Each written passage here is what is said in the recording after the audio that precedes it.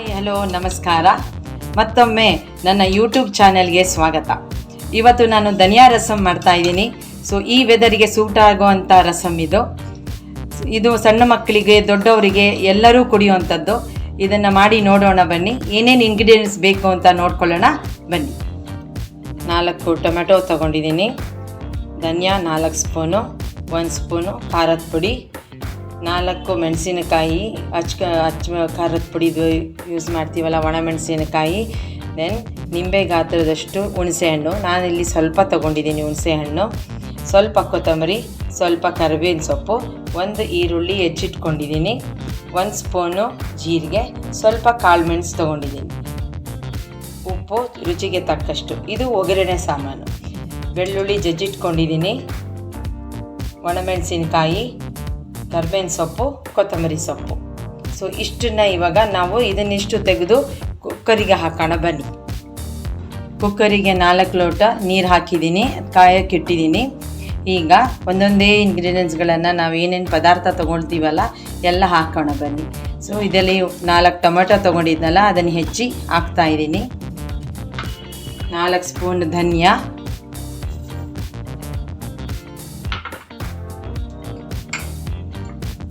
ಒಣಮೆಣಸಿನಕಾಯಿ ಮತ್ತು ಹುಣಸೆಹಣ್ಣು, 1 ಈರುಳ್ಳಿ,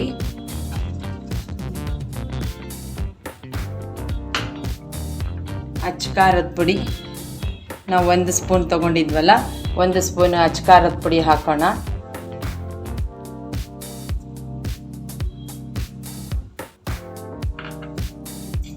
ಜೀರಿಗೆ 1 ಸ್ಪೂನ್ ತೊಗೊಂಡಿದ್ವಿ, ಸ್ವಲ್ಪ ಮೆಣಸು ಅದನ್ನು ಕೂಡ ಹಾಕೋಣ,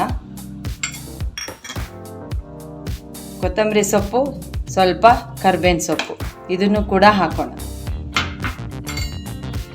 ಕೊನೆಗೆ ದಪ್ಪ ಉಪ್ಪನ್ನ ರುಚಿಗೆ ತಕ್ಕಷ್ಟು ಉಪ್ಪು ಕೂಡ ಹಾಕೋಣ. ಅದ್ರ ಜೊತೆಗೆ ಚೆನ್ನಾಗಿ ಬೇಯ್ಕೊಳ್ಳುತ್ತೆ.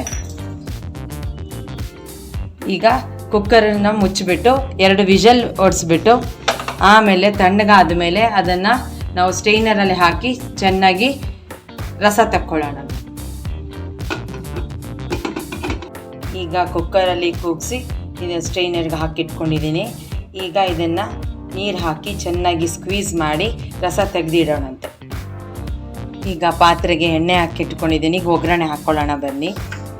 ಫಸ್ಟು ಎಣ್ಣೆ ಕಾಯಕ್ಕಿಟ್ಟಿದ್ದೀನಿ, 1 ಟೇಬಲ್ ಸ್ಪೂನ್ ಎಣ್ಣೆ ಹಾಕಿದ್ದೀನಿ. ಅದಕ್ಕೆ ಸಾಸಿವೆ, ಸ್ವಲ್ಪ ಜೀರಿಗೆ,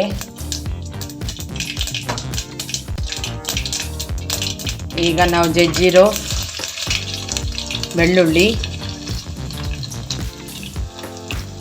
ಸ್ವಲ್ಪ ನಾವು 2 ಮೆಣಸಿನ್ಕಾಯಿನ ಕತ್ತರಿಸಿಟ್ಕೊಂಡಿದ್ವಲ್ಲ ಅದು, ಕರಿಬೇವಿನ ಸೊಪ್ಪು ಹಾಕಿ ಸ್ವಲ್ಪ ಕೆಂಪಾಗೋ ತನಕ ಇಟ್ಕೊಂಡು ಈಗ ಕೊತ್ತಂಬರಿ ಸೊಪ್ಪು ಹಾಕೋಣ.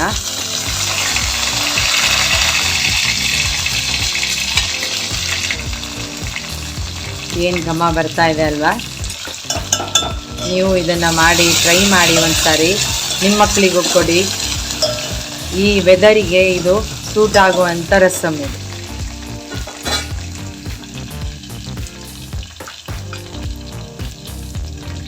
ಈಗ ರಸನ ಇದಕ್ಕೆ ಹಾಕೋಣಂತೆ.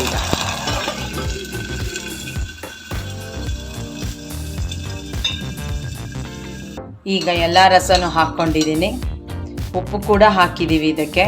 ಸೊ ಮತ್ತೆ ಉಪ್ಪು ಹಾಕೋವಂಥ ಪ್ರಮೇಯ ಇಲ್ಲ. ಇದು ಕುದಿ ಬರೋ ತನಕ ಸ್ವಲ್ಪ ಕುದಿಸ್ಕೊಳ್ಬೇಕು. ಸಿಮ್ಮಾಗೆ ಇಟ್ಕೊಂಡು ಇದನ್ನು ಕುದಿಸ್ಕೊಳ್ಳಿ.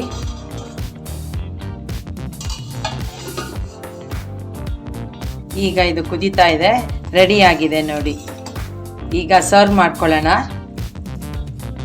ಈಗ ನೀವು ಯಾವ ಥರ ಬೇಕೋ ಈಗ ನೀವು ಕುಡಿಬೋದು, ಅನ್ನಕ್ಕೂ ಹಾಕ್ಕೊಂಡು ತಿನ್ಬೋದು, ಅಷ್ಟು ಚೆನ್ನಾಗಿರುತ್ತೆ ಈ ರಸಮು. ಈಗ ಸರ್ವ್ ಮಾಡ್ಕೋಬೋದು ನೀವು. ಸೊ ಇದೇ ಥರ ಹೊಸ ರೆಸಿಪೀಸ್ನ ನಾನು ತೋರಿಸ್ತಾ ಹೋಗ್ತೀನಿ. ಪ್ಲೀಸ್ ಸಬ್ಸ್ಕ್ರೈಬ್ ಮಾಡಿ.